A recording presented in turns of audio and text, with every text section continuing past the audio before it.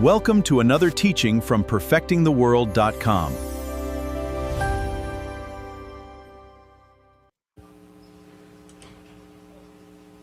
Good morning, Shavua Tov. Good to see you. Thank you for your patience last week as we had some scheduling fun, some challenges with the arrival of a baby. We are continuing in our learning specifically on the structure of halakha. Okay, give me a second here to fix my screen. 1 second, please.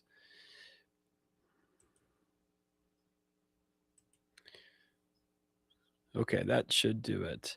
We are continuing in our learning on the structure of halakha, the weight of halakha, how halakha functions within biblical Torah, within Jewish tradition, within Jewish reception. A topic that came up that I wanted to address last Sunday, we're still going to speak of today, is the ruling of the nascent Sanhedrin that address the topic of the arrival of the Messiah and the arrival of the redemption of the Geula.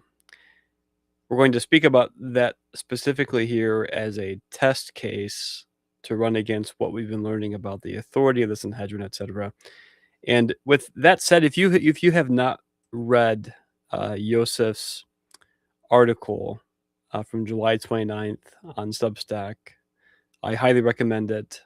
A court cannot summon the Messiah on the limits of the Sanhedrin's authority. It's definitely worth your time, and we're going to be unpacking this from a few different angles here before we get into our regular continuation of the Weight of the Halakha series. I want to start off by clarifying what this nascent Sanhedrin body is. This is not an actual picture. Okay, this is AI generated. This is not even sure if it's a kosher setup here, the way it's arranged. But either way, I want to clarify that the current body that is being called the Sanhedrin is not the kosher Sanhedrin of Israel. It could become that.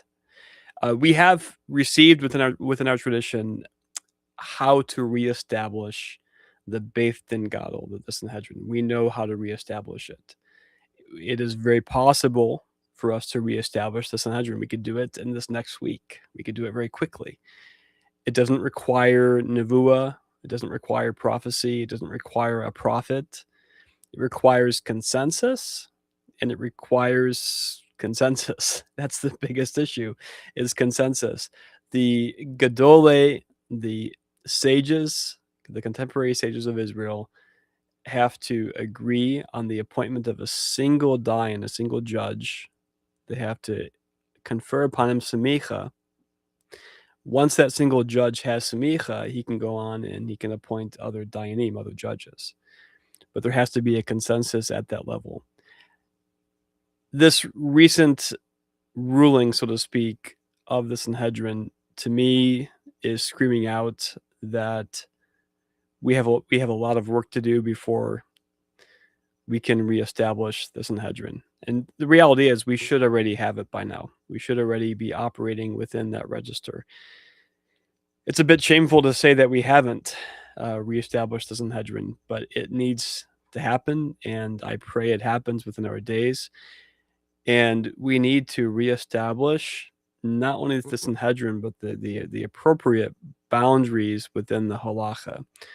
What the halakha does, how it operates, its jurisdictions, and so on. We're going to speak to that here right now. I'm going to pull up one of the presentations I've seen of the rulings. This is taken from Adam Berkowitz's article.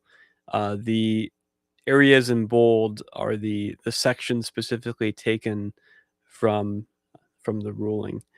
The first resolution is that the court rules that every kind of a Rev Rav, that would be rebellious Jews, every kind of Amalekite, every kind of Ishmaelite, every kind of traitor of every stripe, and all the forces of evil shall leave the Jewish people in the land of Israel, just as the court below has ruled. So we ask that the court above rule the same, so it may stand. That's the first resolution, basically for for the removal of the rebellious elements within Israel, both geographically and the people of Israel. Second resolution, that the revealed and powerful kingship of the Holy One, blessed be He, in mercy and in joy upon every member of the Jewish people, upon every family, shall remove every obstacle and reveal our righteous Mashiach, and remove and erase every obstacle so that we may build the Beit HaMikdash. Okay, so it's asking for the revelation of Mashiach and for the building of the temple. Okay, this would be the third temple, obviously. And then finally, the Holy One, blessed be He, that He restores the Jewish people and guard the prophets from all those who seek to harm the prophets of Israel. Okay. I don't know how many of you have already seen what's problematic with this here. I mean, there are some really fundamental issues here with this. First, let me just restate again that this body, who is operating as sort of a practice run of the Sanhedrin, they don't have any legal halakhic authority. They're not intrinsically authoritative. They're not operating as a real intrinsic Sanhedrin. Okay. They could grow into a body that becomes the Sanhedrin, but they're not currently the Beit Din Gadol of Israel. But let me emphasize this. The primary authority of the Sanhedrin is in the realm of performative halakha. Okay, I can't overstate this point. This point is something that is core to all that follows here. Halakha lama'aseh is performative halakha. It's performative, objective, concrete, behavioral, and it applies to the people of Israel. Okay, the Sanhedrin issues rulings that govern the behavior of the Jewish people of Israel. Okay, the Sanhedrin does not issue rulings in matters of belief, in matters of metaphysics, or that tell God what to do. Now, God is bound by the Sanhedrin, but let's explore what that means. He's not bound to a ruling like what we just read there. Okay, and let's continue. This idea of metaphysics. Okay, and we've addressed this before. This is one of the biggest challenges I see with people coming from outside the Jewish world into Judaism, and I see it now within Judaism. It's the idea that the Sanhedrin has authority in matters of topics that look almost ecclesiastical, like dogma and teachings. Metaphysics is the branch of philosophy that deals with what is not tangible. It's what you think, it's what you believe, it's the big questions about reality. Okay, it's philosophy. It's non-tangible ideas and philosophy and beliefs. When we use the term orthodox in Judaism today, okay, it's kind of a misnomer. It's actually, it was an insult. I'm not sure how many of you know this, but before the advent of the Reform Jewish movement, the Jewish people did not use the term Orthodox to describe ourselves. We were just Judaism. We were Israel, we were the Jews, and we practiced Judaism. When the Reform movement came into existence in the mid-1800s in Germany, it sought a term to describe those that were holding by traditional biblical Judaism, rabbinic Judaism. Okay, and it used a term that is very much insulting. Okay, and here's why. Orthodoxy is a Christian term. It's a Christian term. It means the right doxology. It's an emphasis on right belief or true doctrine. That's why the Eastern branch of the church is called the Orthodox Church. It's also called Catholic, lowercase c or uppercase c, but it's called Orthodox because it held to the correct doxology, the right beliefs. Okay, that's what they framed themselves as having done. Now, Judaism is not defined by orthodoxy.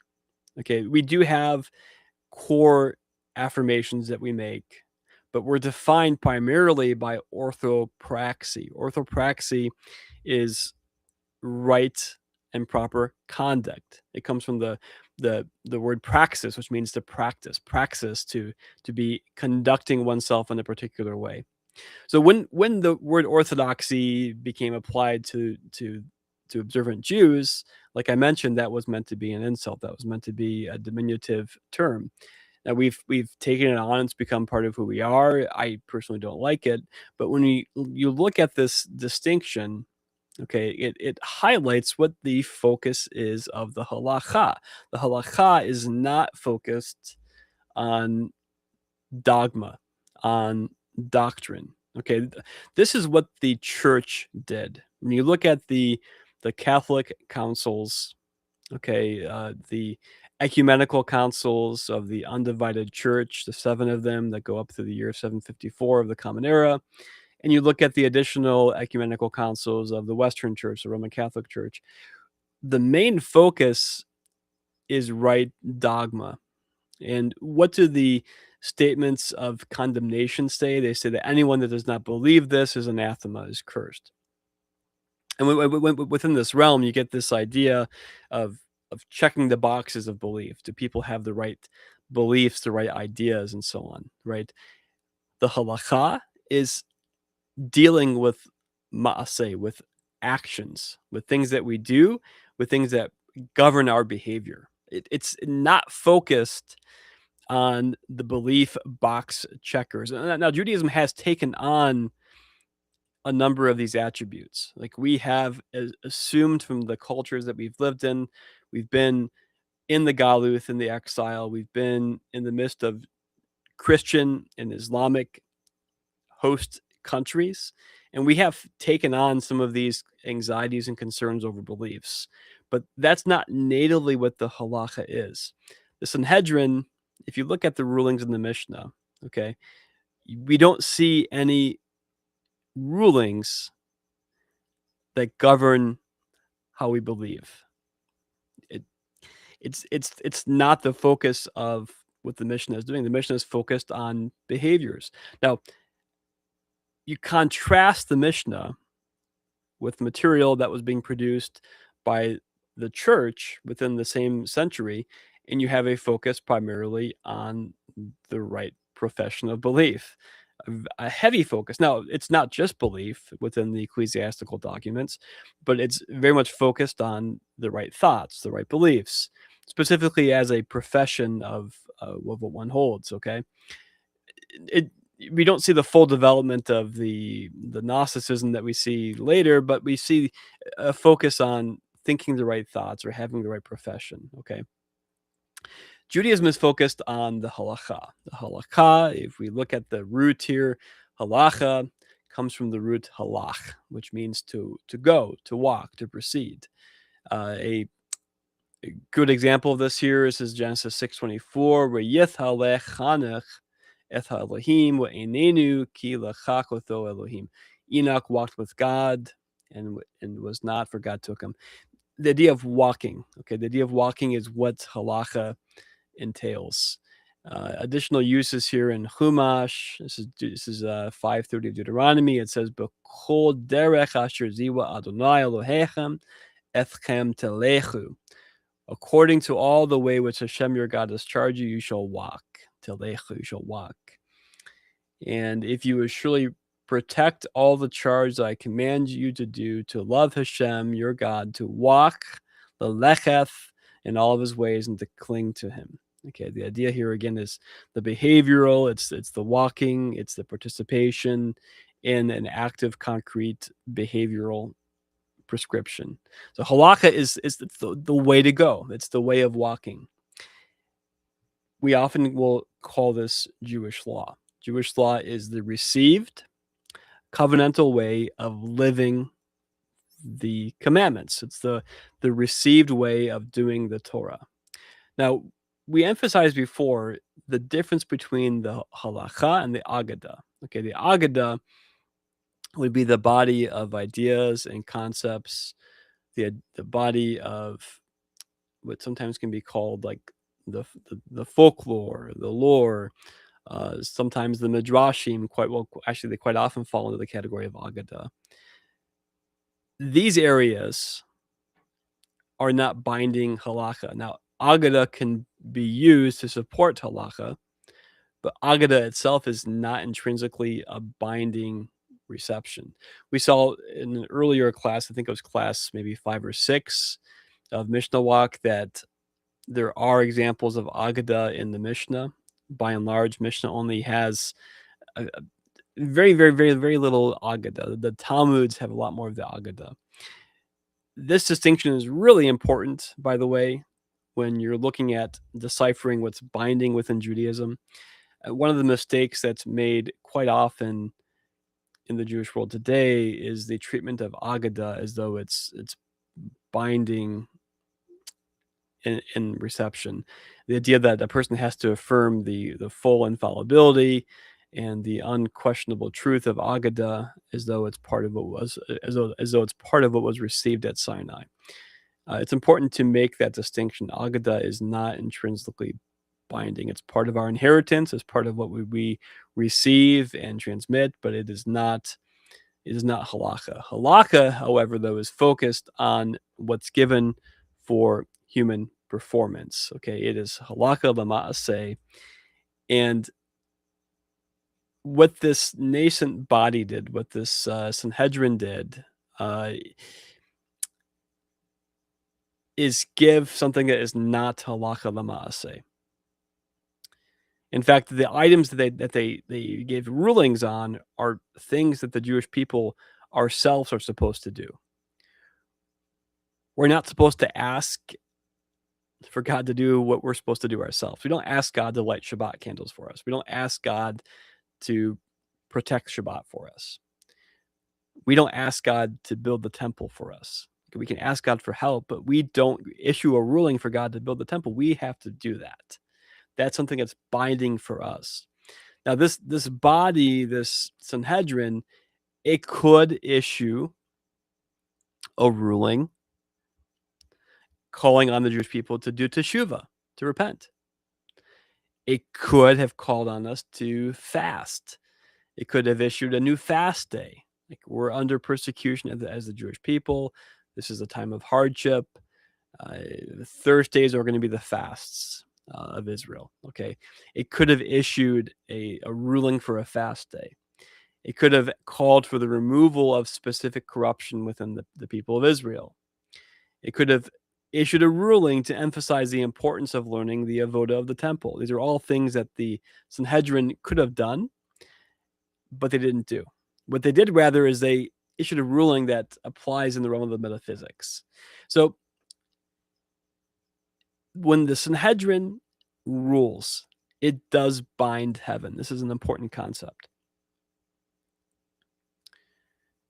When the Sanhedrin issues a ruling that becomes binding in the people of Israel and the Jewish people, if that's a binding halacha, okay, if it's accepted within the people of Israel, if it's maintained by the people of Israel, it becomes binding not only for the people of Israel, but also for the Jewish people. Okay, it becomes binding below and above. An example of this here, this is Makot 23b. This is the Gemara, Talmud Bavli. It says, Davari masu Beit Din shel mata, matters which the Beit Din below, hiskimu Beit Din shel mala, becomes binding for the Beit Din that's established above. That what's ruled below becomes binding above. An example here, Kamu Kabalu HaYehudim. This is quoting from Esther 9:27, that they established and they accepted upon themselves, the Jews accepted and established upon themselves. Kamu Lamaila Lamala Mal Shikbalu Lamate. They confirmed above what had been accepted below.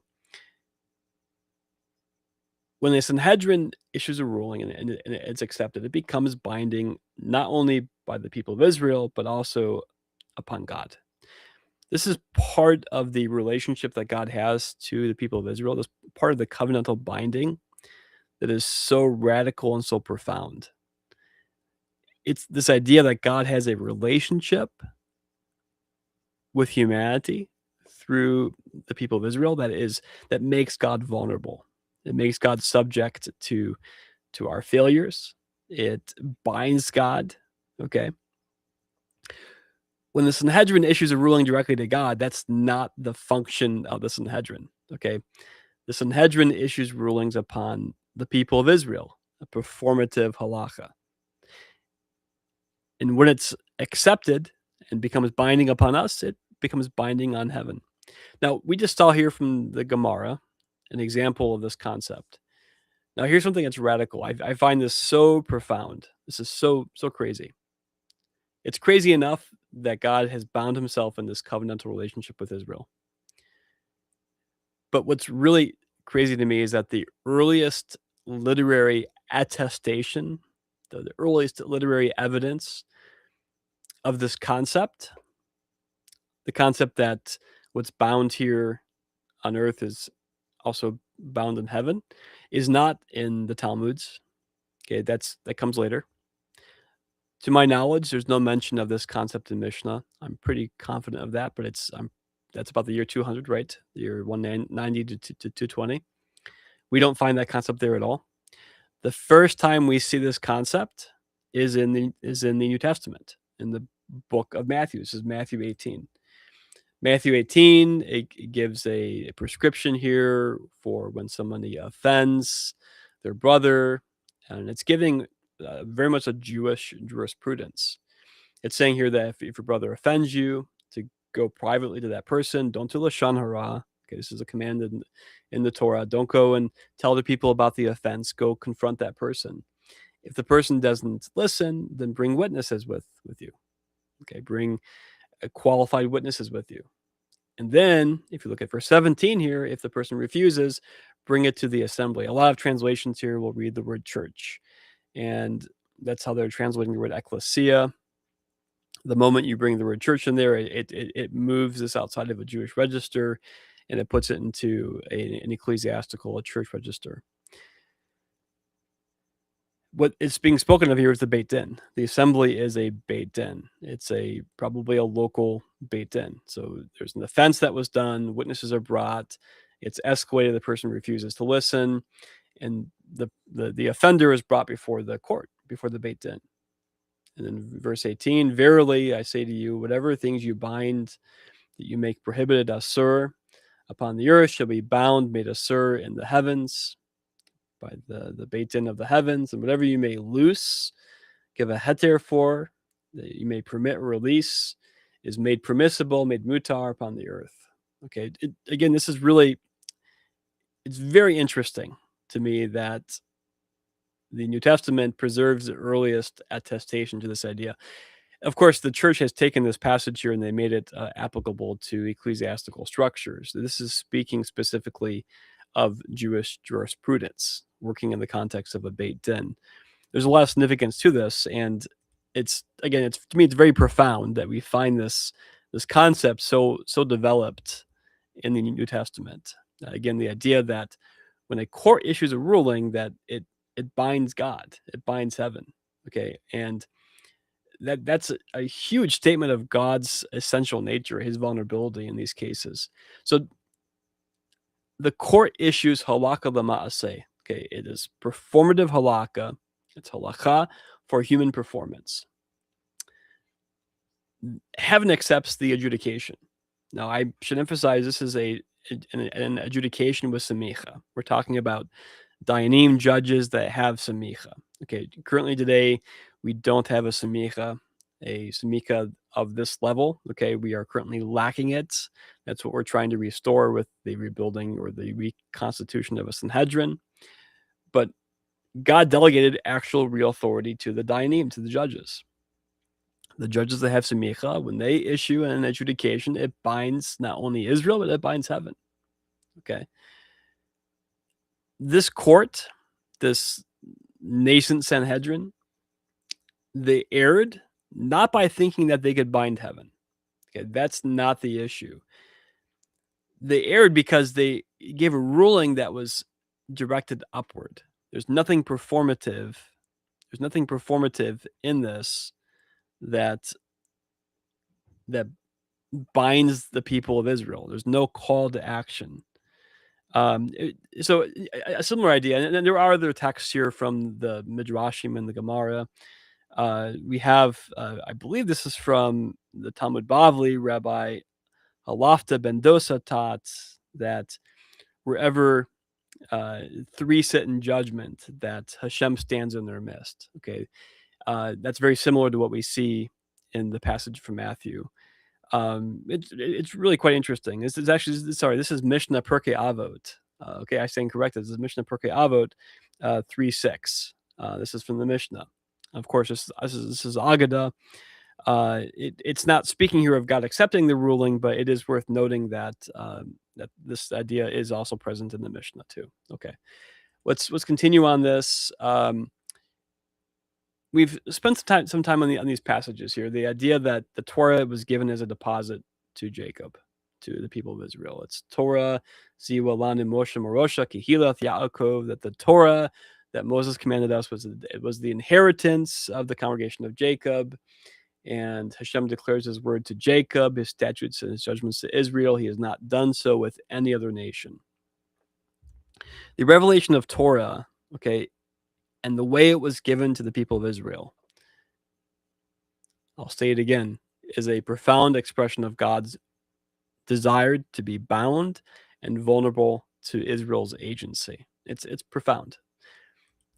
We've been learning on Tuesdays. We've been learning the idea of God creating through Zimzum, the process of God limiting God's self or concealing God's self. The entirety of creation, it rests, it continues, it persists in this realm of divine self-limitation. Whether that divine limitation is concealment or constraint, okay?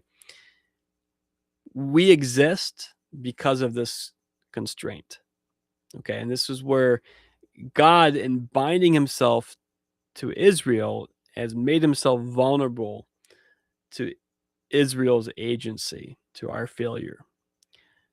There's something so profound in understanding God this way, that God has put himself in this vulnerability. It is deeply profound. This is why when people seek to bypass Israel and seek to sidestep the process that God has himself initiated with the Jewish people, that they're not just simply doing a doctrinal mistake. They're actually skirting God's vulnerability. It's like when you confess something vulnerable to your spouse or to a friend, you share something that's personal, right? You expect that to be respected, right? You expect someone to dignify and to acknowledge the investment of self in there. So when God invests himself in Israel, when he's made the Torah, the Morosha, the deposit for the Jewish people, and someone comes and says that they want to do Torah, they want to pursue Torah, and they sidestep God's vulnerability, it's almost like they're telling God that his vulnerability is not sufficient for them. It's almost like they're telling God that he made the wrong choice, that they know better than God. It's that significant. God has invested himself into the people of Israel, into the Jewish people, and we honor and we respect that vulnerability by not bypassing Israel, by not bypassing the halakhic process. The last few weeks, we've been trying to unpack the different categories of halakha. We've seen a lot of confusion over halakha De-rabbanan, halakha De-oraita, and I'm telling you right now, it's not just you that has the confusion. This is something that Israel, the Jewish people, we struggle with this as well, with how we weigh the halakhic priorities. And so we're going to continue on these categories here today as we are learning. We saw very importantly how historically the terms for what later become the rabbis. We've always had the rabbis. Okay, this week's parasha is Shoftim. Okay, Shoftim. It begins Shoftim with Shotrim. Okay, judges and officers you shall make in your gates. We've always had the rabbis. Our vocabulary has changed over time. Kind of a general outline here. We have the Zekanim, the elders, the Shoftim, the judges, the Dayanim, the judges, the Hakamim, the sages, the zugot, the rabban, and rabbi. These are all ideas here that have been developing within our application. Okay, we've seen that. We saw in our last session the idea of the prophetic bypass. This is one of the ways that people bypass Israel, and it's through placing a prophet ahead of the halakhic process. When God invests himself by giving the Torah as a deposit to the Jewish people, a prophet can't come and take that away. A prophet can't come and say the whole system is wrong and this is the right way. Okay, they can't add a new commandment. They can't bring a new application of Torah besides what's already been received. They can't. The court has the authority, not the prophets in that regard. And the prophets, we've learned, they can call us back to Torah. They can tell us what God's heart is. Like he loves the stranger and the fatherless and the widow. The prophet calls us back to the Torah. He's not giving new Torah. If a prophet comes and says, here is the correct ruling of the Torah, right? If he comes and says, you got it all wrong, divorce is only permissible in the case of infidelity, and remarriage is adultery unless there was infidelity. Okay, if he comes and gives the true ruling on that, right? The appropriate response of Israel is to say the Torah is not in heaven. The Torah is not in heaven. We can't listen to that ruling. It would be unauthorized for that to happen. Now, even God himself wouldn't be able to do that. I mean, obviously a prophet is going to be speaking for God, we assume, right? But God himself, because of his subjection to this process, is not going to issue a ruling unless he's wanting to test us or something, right? Because the Torah is not in heaven. It's been deposited within the people of Israel. This is the prophetic bypass, okay? What systems did God institute for the adjudication of Torah? It wasn't coffee time in the morning, sitting with an open Bible on the couch, right? Even though we all need that. I know I need that in the morning, okay? But that doesn't determine how Torah is applied for the nation of Israel. Okay, the Torah is interpreted through the judges, through the system of judges that was given at Sinai. That is where Israel's custodianship of the Torah is instantiated. That's where it is represented, and that is where we see it the most clearly. The prophetic bypass would be the idea of listening to a prophet who brings a different interpretation than what we've received through Israel's judges. Okay. This is not to say that the halakha is infallible. It is not. Okay. And to really truly understand these specifics, we have to also understand the weight of the halakha and what halakha is binding, what is negotiable, what is not halakha, et cetera, okay? Within this idea of the prophetic bypass, and this can't be said enough, is the way that the Bible itself becomes part of this bypassing process. Okay, when a person has a whole Bible theology, okay, when they make the Torah part of a canon, a theological canon of books in which the Bible interprets the Bible, okay? That's the Protestant idea of the perspicuity or the clearness of Scripture and the idea that Scripture interprets Scripture. Okay, I'm all for that idea. But within Israel's inheritance, the judges are who adjudicate the performative halacha. If a person is going to pick up the Torah and use the book of Jeremiah to interpret it definitively, they're bypassing the judges. Likewise, if a person uses the New Testament for that purpose, they're using a prophetic bypass. They're locating, okay, a prophet into the closed system of the Torah. At that point, they're adding to the Torah. And it's not because they have additional books. It's not because they have the book of Jeremiah in their canon. It's not because they use the book of Galatians. That's not the intrinsic issue. The issue is placing authority within the closed system of the Torah. This is why the judges give us halakha l'ma'aseh, The prophets, yes, they can give us progressive revelation.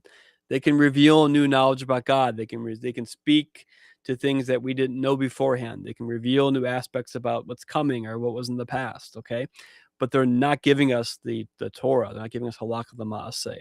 Okay, this is the idea of the closed system. Lo b'shamayim. The Torah is not in heaven. Okay, the prophets, the Bible, the canon stands outside of the constitutional functionality of the Torah.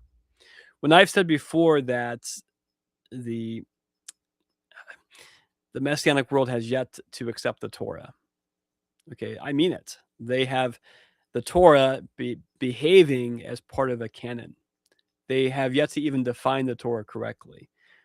They have a Torah that looks like this, a Baal Tosif. They're adding to the Torah fundamentally. How is that? Because they're putting everything into that constitutional orbit. The Jewish people, with all of our traditions, with our Talmuds, with our codes, we don't do this. We have problems in our systems, but this is next level problematic. This is putting revelation within the orbit of Torah, when the Torah says the Torah is not in heaven, such that no one should go up and bring down the Torah, right?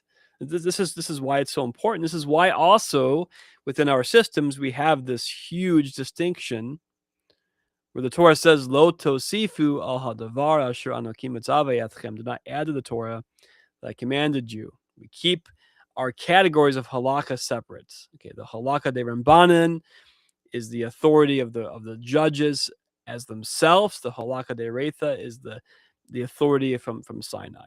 Okay. A quick review. This is the halakhic scale that we've been using. The De-oraita is the Torah level, Sinai level obligation. The Halakah De-rabbanan would be the rabbinic enactment. So I'm not going to go through all this in detail right now. I need to mention here that as we're speaking about Halakah De-rabbanan, I'm referring specifically to the Halakah De-rabbanan that comes through Semicha, which currently is not operative.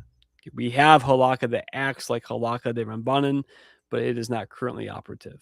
As we've mentioned before, the semicha that gives us Sinai level authority, it ceased to operate at about the year 350, 360 of the Common Era. So whatever we have that comes later, it doesn't have that same level of semicha authority as what comes before that. This is why the Mishnah is so important. The Mishnah is archivally the last major body, or the only major body of written halacha, of written rulings that has the authority of semicha. So halakha de-oraita, halakha de-rabbanan. Let's go into this lesson now, okay? Take a look at these items here on the screen. And the question I'm asking right now is, which of these is biblical? Which of these is rabbinic? Okay. The marriage ketubah, is that biblical or rabbinic? Feel free to put your answers in the chat if you don't mind, or in the comments below. Put your answers in here. Are these biblical or rabbinic? Kosher slaughter, is that biblical or rabbinic? The halal, that's the psalms that we sing at the Passover Seder, is that biblical or is that rabbinic?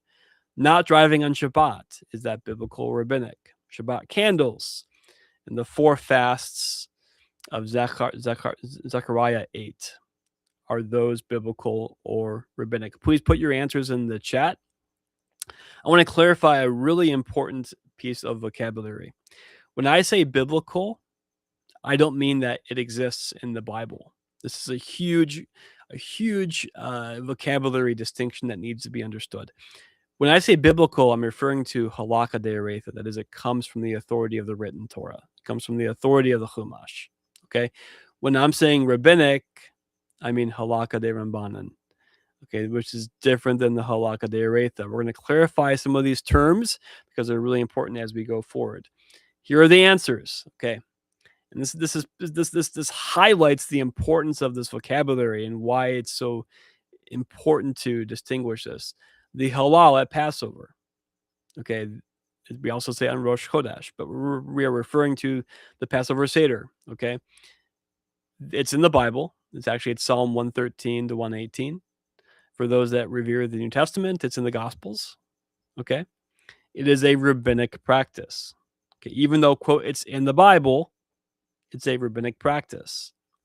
The marriage ketubah, it is not biblical. It's a rabbinic enactment by the authority of the judges. Now, it protects biblical categories of justice, but it is a rabbinic practice. The 4 fasts of Zechariah 8, are they in the Bible? Yes. But are they rabbinic or biblical? They are rabbinic. Okay, this is a great example of something that's in the Bible, but they are rabbinic. They are a rabbinic enactment. Shabbat candles are not in the Bible, and they are rabbinic. Kosher slaughter is in the Bible, yes, and it's also biblical. Shabbat driving is not mentioned in the Bible, but it's a biblical prohibition. I'm really curious here how many of you are feeling confused at this moment. I'm hoping by this point you've learned enough with us or with me that you can understand these distinctions. Let's continue to define terms here. One thing I've noticed with these categories, Halakah De-oraita and Halakah De-rabbanan, is a lot of thinkers, a lot of learners assume that just because the rabbis touch something that it's rabbinic. Okay, first I want to clarify that these terms have a lot to do with the source of authority. Okay, is the source of authority? This is probably the fundamental question. Is the source of authority biblical? Therefore, it's a biblical obligation, or is it nestled only in the authority of the judges or the people of Israel? Then it's at that point it's de-rabbanan. Okay, so and a practice that is sourced to biblical origins would be a halakha de-oraita. We're not talking about the halakha the Moshe Sinai at this moment. Okay, so I'm using a kind of a simplistic distinction, but it's very helpful. It works. It works very well. This is the other mistake, and I already mentioned this. Many assume that because a halakha was received through the rabbinic project, that therefore it's halakha de-rabbanan. Just because something comes from a rabbinic source does not make it automatically halakha de-rabbanan. Okay, like for example, we receive a number of biblical observances through the preservation work of the rabbis, like the waving of the 4 species of the lulav, okay, how to build a sukkah. Most of that is halakha de-oraita, but it's received and preserved by the rabbis. Just because something comes from a rabbinic source does not make it halakha de-rabbanan, and that's hugely important. Most of our halakha received through the rabbis, probably the majority, it could be 50-50, is halakha de-oraita. Just because the rabbis touch it does not make it halakha de-rabbanan, okay? The interpreting institution, okay, is not what makes something halakha de-rabbanan. This is big too. If something is interpreted regarding a biblical obligation, by default, it's going to be halakha de-oraita. Okay, it would be wrong to say that automatically it's de-rabbanan because it came from the Sanhedrin. Okay, it would also be wrong to say that it's biblical just because it comes from the prophets. Like King David, he issued the courses of the priests. Okay, that's quote in the Bible, but that's completely de-rabbanan. Okay. Rabbinic can describe the channel through which we receive a halakha without describing the source of that law's authority. Again, just because we receive something through the rabbinic project does not make it halakha de-rabbanan. Okay, the rabbis give us many halakot de-oraita. For example, tefillin, the construction of tefillin. Tefillin are a biblical commandment. How marriage and divorce operate. Okay, that's received through the rabbis, and it regulates de-oraita observances. What counts as malacha, as work on Shabbat? Okay, how kosher slaughter is performed. Okay, these are halachot de-oraita. They are biblical halachas that are preserved and protected through the rabbinic project. I mean, it's really the reality is it's the entire Jewish people preserving it, but the rabbis codified, wrote down, argued, and defended the different positions. The fact that they are central in the transmission does not make any given halacha a halakha de-rabbanan. Okay. The cipher that I am recommending is asking this question: what authority is being claimed for the obligation? If it's being claimed to be nestled within the written Torah, it becomes biblical. It becomes De-oraita, like work on Shabbat. The laws of Nida, okay, are primarily going to be in the Halakah De-oraita. Of course, there is a lot of De-rabbanan, but the primary register is going to be Halakah De-oraita. Now, the post-Torah. Now, I'm using the canonical Torah here as a sort of a chronological marking point. The items that are legislated canonically in the Torah are going to be the Halakah De-oraita. Legislation that comes from authority outside of the canonical Torah are going to be primarily Halakah De-rabbanan. I mentioned David's courses, Ezra's decree, the Takkanat Ezra, the four fasts, the ketubah.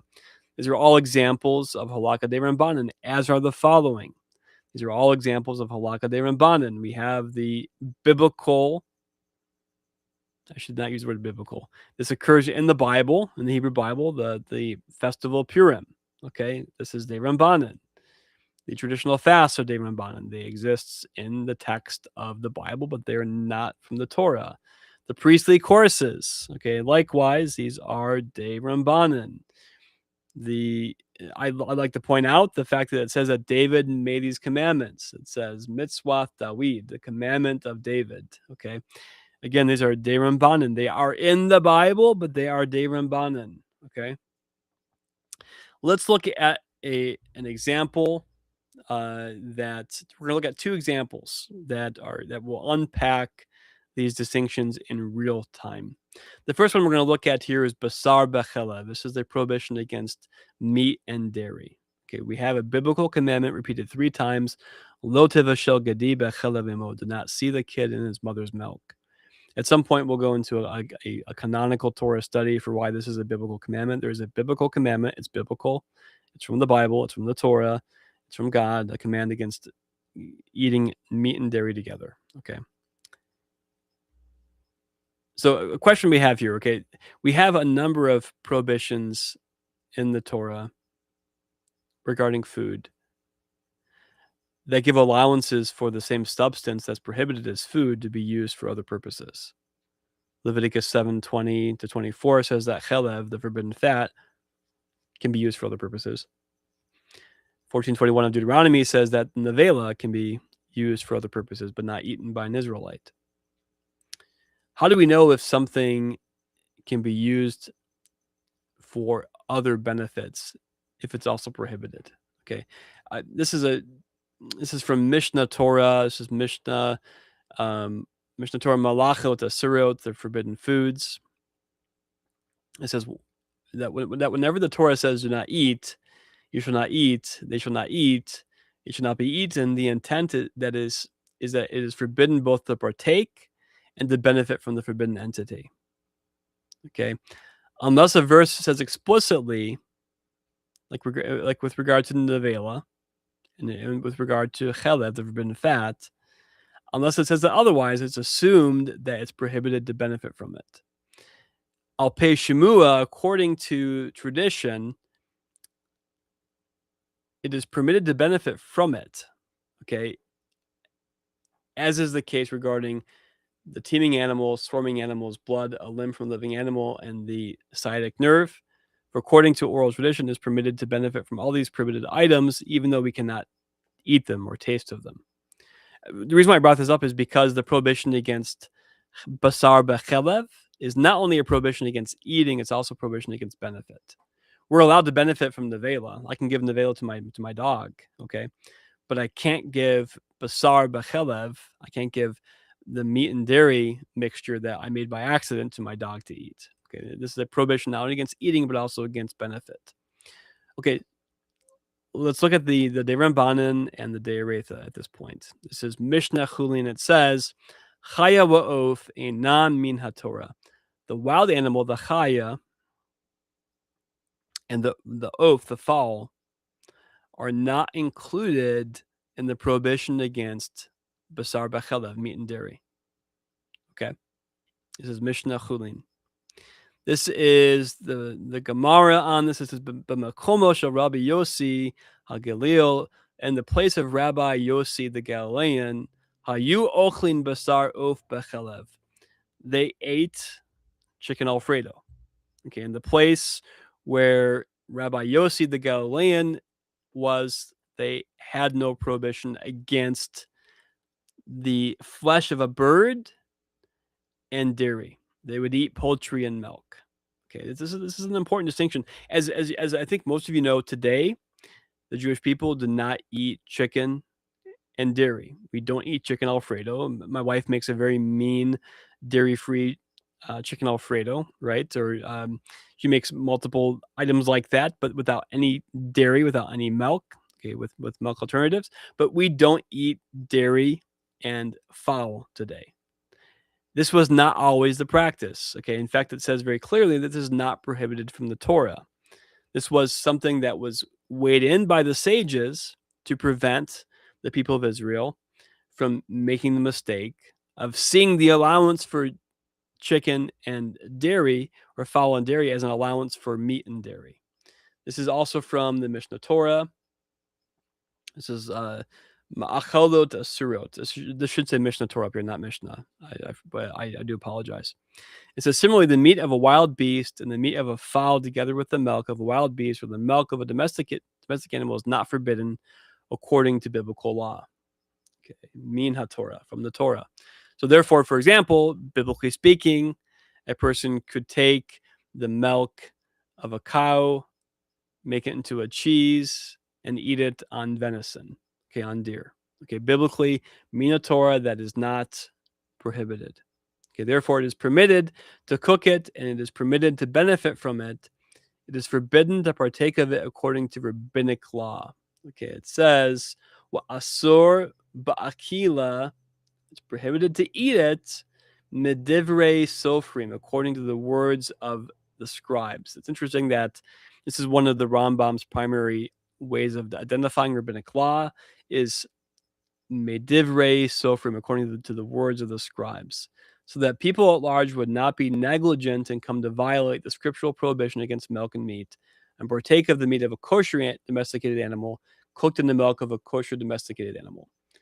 Okay, so the literal meaning of this is prohibiting meat and milk, but the sages, medivrei sofrim, prohibited all meat and milk. Okay, so even the milk of a wild animal, even the meat of a fowl, okay, would be also prohibited with this. This is the distinction. Halakah De-oraita, dairy and fowl are permitted. Okay, chicken Alfredo was on the menu. Okay. The Halakah De-rabbanan, the issuance of the sages, prohibited dairy and fowl. Okay, so this very same thing that was permitted was prohibited by the judges of Israel, okay, who we often call the rabbis. Okay, they issued a prohibition on this. Now, this is where we get into the important categories here. The first category is the gezerah. The gezerah is a rabbinic restriction established to prevent a violation of a Torah prohibition or to preserve an important constitutional boundary. This is a gezerah. This is a gezerah right here. The gezerah from the Sanhedrin prohibited dairy and fowl. Biblically, it was permitted, but based on their own authority, they prohibited it. Okay, this is a gezerah. In contrast to a gezerah, which is a negative prohibition, we have the takana. Yeah, this comes from the Hebrew takin, which means to repair or to put into order. A takana is a rabbinic enactment established to organize life, to solve a problem, to protect people, and so on. It is an example of the takana is the Takkanat Ezra. Okay, some more examples here of a gezerah. Gezerah would be the poultry and dairy. An example of what is almost like a gezerah is in Nehemiah 13, when the gates are closed in Jerusalem. Examples of takanas: the priestly courses, the traditional fasts, Purim, Hanukkah, and then the ketubah. These are all takanas. Okay, to me it's fascinating. The ketubah is a great example because a lot of people in quote the biblical Torah movement the Torah pursuant world treat the ketubah as though it's a biblical requirement. No, it's not. It's a rabbinic requirement. It's a takana from the rabbis. Okay. Now, when we adjudicate matters of community response to behaviors outside the norm, we treat these differently. Okay, so a halakha de-oraita. What are the consequences for violating a halakha de-oraita? Well, if you're doing one of the 36 averot sins that qualify for it, it's kareth, being cut off. If you're doing something publicly, you could qualify for malkoth, which is lashes. Okay, if you're doing something that qualifies for a capital punishment, you could qualify for henek, strangulation, harag, decapitation, sarefa, burning, skila would be stoning. Those are all the responses to the violation of a halakha de-oraita. Now, if a person is violating, okay, a takana or a gezerah, which is a halakha de-rabbanan, we don't apply the biblical categories of consequence to them. Where in the case of malkot, this is the lashes, okay, that are issued on someone that publicly violates a biblical commandment, unless of course they are qualified for a capital punishment. Okay. But if a person, for example, eats chelev, the forbidden fat, in public, and someone has issued a warning and there are witnesses and it goes to trial, the person could receive lashes. Okay. If a person violates a rabbinic halakha, let's say a takana or a gezerah, we don't issue stripes. Sorry, we don't issue lashes, we issue stripes. Markat marduth. Okay, we issue stripes. This is done specifically so that we preserve the distinction between the halakha de-oraita and the halakha de-rabbanan. Okay, we don't issue biblical lashes for the violation of a halakha de-rabbanan. We instead use rabbinic lashes. Okay. Now, this said, we saw the takana, we saw the gezerah. I'm curious, how many of you know that there are 7 rabbinic commandments, actual commandments? How many know that there are 7 rabbinic commandments? Please put your answer in the comments. I just saw the misspelling. Okay, forgive me. This should be lamp of Hanukkah, not lamb of Hanukkah. There is no Hanukkah lamb. Okay, there are 7 rabbinic commandments, seven observances that we do, for which we actually make a baracha before doing them. We have the Ner Hanukkah. This is the lamp of Hanukkah. We have the Mikra Megillah, the recitation of the Megillah for Purim. Okay, the Kriyath Hallel, the recitation of the Halal. That's rabbinic. The Ner Shabbat, the lighting of candles before Shabbat. The Natilat Yadayim, the washing of hands before bread or in the morning. The Erevim, the use of an Erev, which we're going to speak about next. And the Barakot, the blessings. These are all rabbinic enactments on the authority of the rabbis. Now, we're going to use the Erev example, okay, because this is going to really give a practical illustration of how these categories work. Okay, an Erev is a legal exception to a rabbinic law. We have a biblical prohibition against hotzia. Hotzia or hotza'ah is transferring material objects between domains. Mishnah Shabbat defines it as hamotzi mereshut lereshut, to transfer an object from one domain to another domain. This is a biblical prohibition. This is not rabbinic. This is de-oraita. Here are the 39 de-oraita categories of prohibited labor on Shabbat. We have hotza'ah right here. So it's a special category by itself. How do we derive this from the Bible? Okay, this is Exodus 36 verses 5 to 6. It says, when Meru el Moshe lemor, Rabim ha'am lahavi medei ha'avoda lamalaka asher ziwa Adonai la'asototha. And they spoke to Moses, saying, the people bring much more than enough for the service of the malacha, which Hashem commanded to do. I almost changed that to the word craft, because malaka doesn't really translate as work. It's more of a constructive activity, a craft. And Moshe gave command, and they caused it to be proclaimed throughout the camp, saying, let neither man nor woman do any more malacha, al ya'asu od malacha, for the offering of the sanctuary. So the people were restrained from bringing.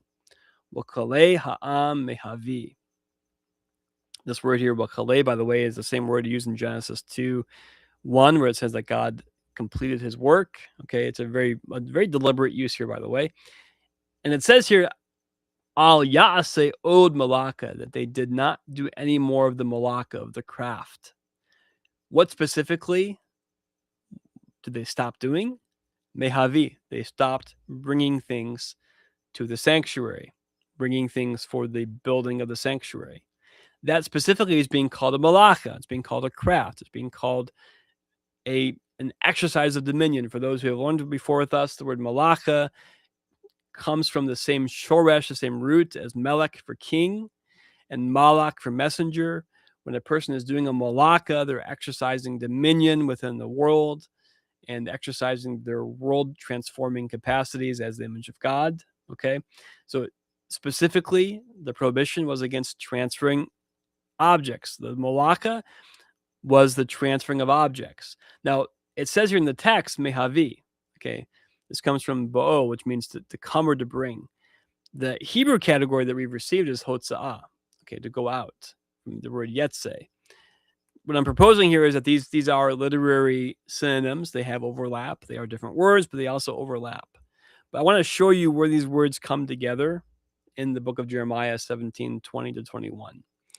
This is a passage where the prophet Jeremiah is chiding the people of Judah for doing commerce on Shabbat. He says, thus says Hashem, take heed to yourselves and bear no burden on the Sabbath day, nor bring it in by the gates of Jerusalem. Neither carry forth a burden out of your houses on the Sabbath day, neither do any work, but hallow the Sabbath day as I commanded your fathers. Okay, some really important concepts within this passage. First of all, it says here, as I commanded your fathers. Okay, many have made the mistake of using this verse as a constitutional source for not carrying burdens or not transferring objects. This is not a constitutional source for this halakha. As it says here, Ka'asher zewithi et avothechem, as I commanded your fathers, meaning Jeremiah is not bringing down a new halakha for us. It was already understood that there's a prohibition against transferring objects from the Torah. Okay, really important. Now, there are three words being used here for the objects that are being transferred, or the act of transferring. The first is masa. Okay, right here. The second is hotzi, and the last is hevi. Okay, we're going to define these, but I want you to see that this passage carries all three of these terms. Okay, first of all, the word masa means to carry or to bear. Okay, the word hotzi means to bring out, and the word hevi means to bring. As we've learned, the category is hotza'ah, mereshut, to transfer from one domain to another. Okay, these are all different words for the same act of transferring an object. The halakha specifically is moving an object from one domain to another. Mereshut l'reshut. This is where the biblical halakha De-oraita is clear. There's a prohibition only against this, against moving an object from a public to a private, or from a private to a public domain. It's a transferring of an object. Okay, when you transfer an object in this regard, a person is showing dominion over creation. They're moving an object, they're showing dominion. Specifically, it's a reshut harabim, a dominion of the many, or a public domain, and a reshut hayachid, the domain of the one. Okay, this is a private domain. The biblical law only governs these two categories, full stop. Only these two categories are governed by the biblical law. It doesn't address a third category of reshut, of domain. And we call this the Carmelith. Okay, the Carmel is an open field. It's an open type of country place. Okay, it is not falling under the biblical categories of the Reshut Rabim, the place of the many, and the Reshut Hayachid. Okay, let me give you a simple bird's eye distinction here. The far left, we have the Reshut Hayachid. This is the private domain. A private domain is a domain that is closed in, that has very discrete boundaries. Okay, an Israelite has full ability to transfer objects within their private domain. I can, for example, on Shabbat, I will bring my coffee out into my backyard, and I will sit on my back porch in my fenced in backyard, and I will drink my coffee. Okay, that's a Reshut Yachid. Now, the Reshut Rabim is the public domain. Covenantally, constitutionally, that is defined as an area in which 600,000 men are able to pass in one day. We actually have a biblical reason for defining it that way. I won't go there right now, but it's a place specifically, not that it's publicly owned. It can be privately owned, okay, but it's a place in which the capacity for 600,000 people to pass in one day on foot is there. Okay, why that number? Well, because that's the number of men that stood at Sinai, and we have a number of biblical reasons to define it that way. Now, the Carmelith is the in-between. I have it misdefined here. It says public domain. This is not public domain. Okay, this is an area that is it's undefined. It's undefined. Okay, it's an area that is. We have, for example, this path. This is not a place where we're going to have 600,000 people pass by foot. Quick caution, don't use my diagrams to make halakhic decisions. Consult your local Orthodox rabbi, okay? But the idea here is that the Carmelith would be like my neighborhood. My neighborhood is a Carmelith. Okay, my entire neighborhood is like this. Okay, I live in an area with a subdivision, and in between my Reshut Yachid, my private domain, and my synagogue, which I go to on Shabbat, it's a block and a half walk, if that, and it's all Carmelith. It's all this in-between area. Okay. So the question becomes, what is the restriction on this? Okay, let's go a little further. We had this idea, if you have a Reshut Yachid, a private domain, that you could extend your walls and include a Carmelith within it. You could make your wall bigger, you make your yard bigger, and you could establish a private domain, okay? Even if this is all your private property, okay, it needs to have the fence around it, okay? It needs to have the fence around it in order to be a Reshut Yachid, okay, to be a private domain. So we have, for example, on the right-hand side, this person enlarges their walls, okay, and they make a Reshut Yachid by extending the walls, okay? What I need to now emphasize is this. Because this third category of land is undefined biblically, the sages, the judges, issued a decree to rabbinically ban transferring of objects in this third category. It's biblically undefined. It's not biblically addressed. We could argue, actually, if I were to go into more detail, I would argue that it's included in the biblical prohibition, but we don't know. We can't know for sure. So we have categorized it as a Halakah De-rabbanan. The Halakah De-oraita only covers the private and the public, okay? And we're not defining private as private property. We're not defining public as public property. We're defining it by walling, by boundaries, and by use, okay? This third category is a rabbinic prohibition. Okay, it's a biblical prohibition to move from the Rabim to the Yachid, and from the Yachid to the Rabim. To move an object, to transfer an object from these domains would be a biblical prohibition. Okay. It is, however, a Halakah De-rabbanan, a halakha from the judges, based on their authority, to prevent someone from moving an object, transferring an object into a Carmelith, this third category by itself. This is why Okay, this is now a neighborhood almost like mine. Mine doesn't look this way, but it's similar. The reshut yachid would be inside the house only. If there was a fence out here, you could have it extend to the yard, but it would be just inside the house. The Carmelith is going to be all the area outside of it. This is a rabbinic prohibition. And the sages, the judges, made a rabbinic loophole for this rabbinic prohibition. It's important to understand that loopholes in Jewish law apply primarily to Halakah De-rabbanan. They apply to the commandments or the injunctions of the sages. We don't make biblical loopholes for biblical law. This is a rabbinic prohibition and a rabbinic loophole. What the eruv does, and eruv means a boundary. Okay, it means a mixing. The eruv is we'll call it's almost like a legal fiction. Okay, in many cases it'll be a wire.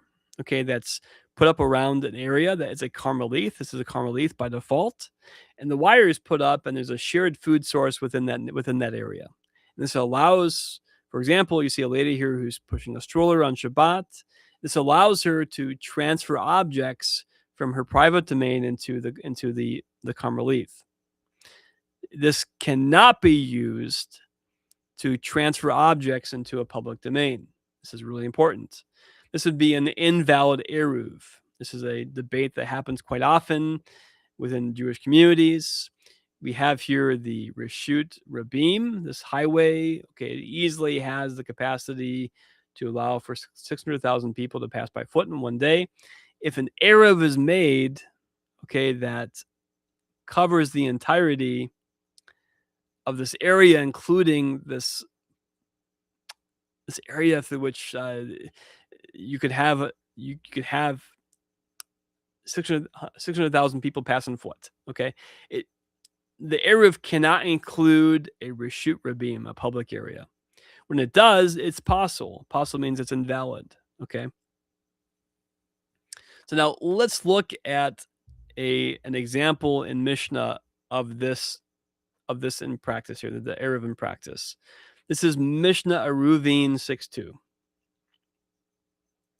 Some of you may have seen this illustration on social media. We're going to explain this right now.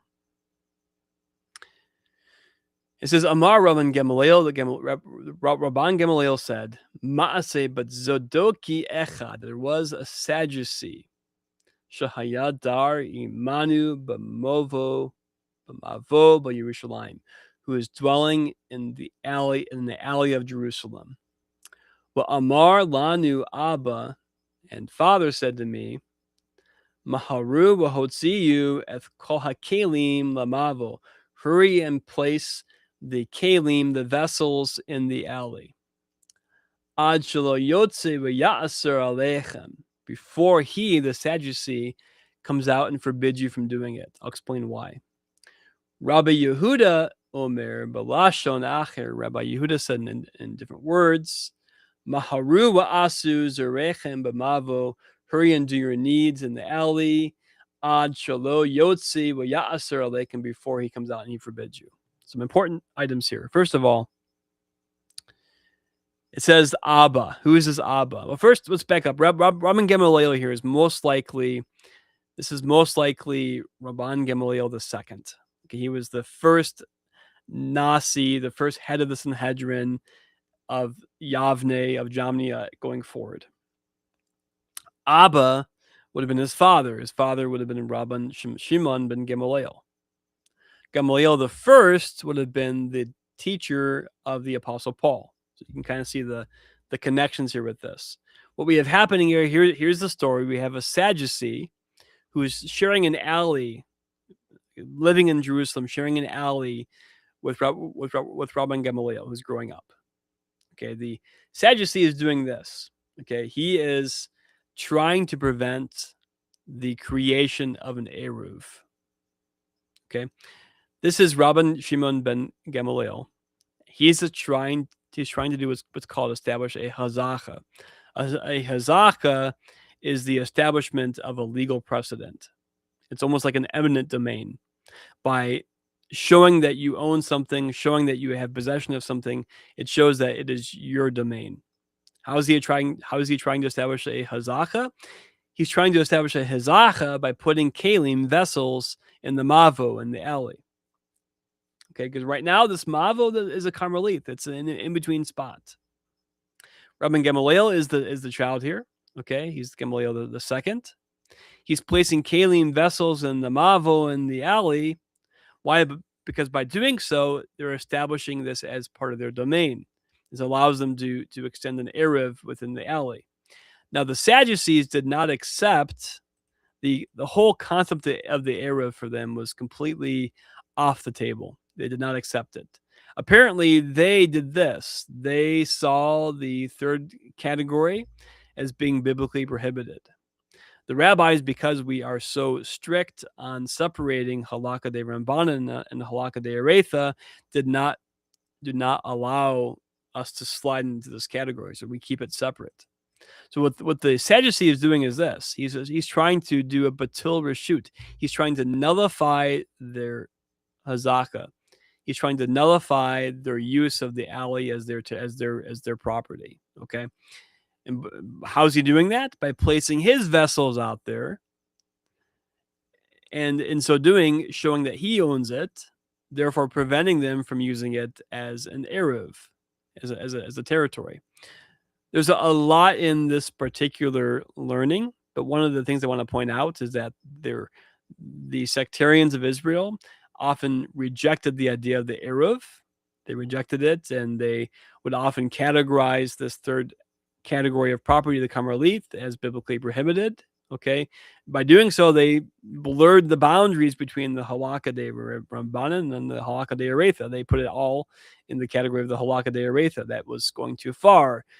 That was attributing a practice to the written Torah that really comes from the judges. Okay, it's an interesting observation. Why? Because people often think of the Sadducees as being the biblical champions, but really quite often what they did is they blurred the distinctions between the halakah de-oraita and the halakah de-rabbanan by calling the halakah de-rabbanan actually halakah de-oraita. Okay, so in this case, he's trying to violate this boundary.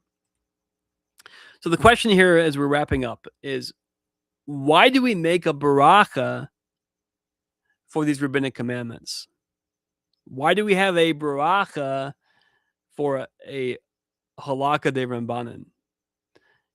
The baracha, the blessing says, "Blessed are you, Lord our God, King of the age, who sanctifies us with his commandments and commands us with the command of the eruv, or commands us to kindle the lamp of the Shabbat." How can we say that if this observance is not given directly by God? This was an area of contention and debate, and we landed on the following explanation. The Torah commands listening to the judges. This is Deuteronomy 17, part of this week's parsha. It says, "Al pei haTorah asher yerucha," according to the Torah which they instruct you. Yimeru lecha ta'asa, you shall listen to it and you shall do it. Lo tasor min hadavar, do not turn away from the matter, asher yagidu, which they tell you. Okay, really important. We make the baracha over these rabbinic commandments because we're affirming that God gave the judges authority to do these things. We covered a lot today. We covered a lot. And as I'm going through this, I'm realizing that we probably are going to need one more class on this topic. We received a question here in the chat forum that I did not see until this morning. This came from 6 days ago. It was a beautiful question, beautifully asked. And this is going to lead into the end of today's session. Next week's Mishnah Walk session, we're going to be promoting. I am likely, I have to consult with Yosef here yet and Rena. I'm likely going to make it a members-only class. We're going to answer this question on the screen here. What authority do modern-day case studies and responses offer regarding halakha and so on? Okay, how do we know what halakha is binding and so on? I'm going to give an architectural presentation of the halakha in terms of what's binding and how it's binding. We're going to ask the question here whether or not the Torah exhausts all there is that is good. Let me ask you this question here right now. Can you imagine a good that is greater than the Torah? Could you think of a single Torah commandment where you could imagine a greater good? Are there ideas in the Torah to which we could aspire to a higher good? The answer is yes. There are ideas in the Torah that are not the highest good.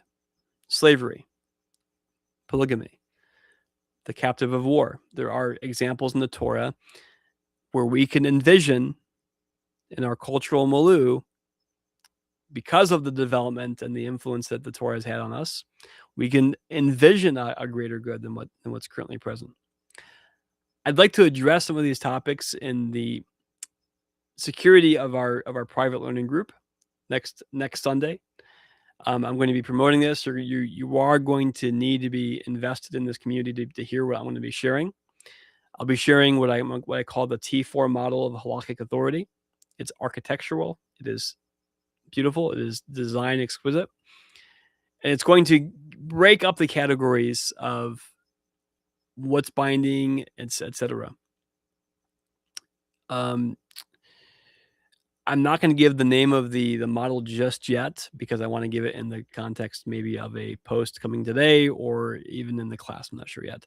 But if you'd like to join us for next Sunday's class, this will not be live broadcast on YouTube or on Facebook. It's going to be only available for those who are members. Okay. Again, I have to get approval. I have to get approval from Yosef on this before I officially pull the trigger on that. But we're going to address this question and some other questions in the way that I prefer to have an invested group of learners who are learning with us. I'm about to move into the Masters Learning Circle on Zoom, and we can discuss any questions there. If you want to join that, subscribe at perfectingtheworld.com, and that will give you the Zoom link where you can come join us for discussion. If you would, please share this on YouTube, on Facebook. I would love to have any feedback you have on what's been shared today. I appreciate you learning with us, and I will be dropping off right now to see you in the Zoom room. I'll talk to you soon.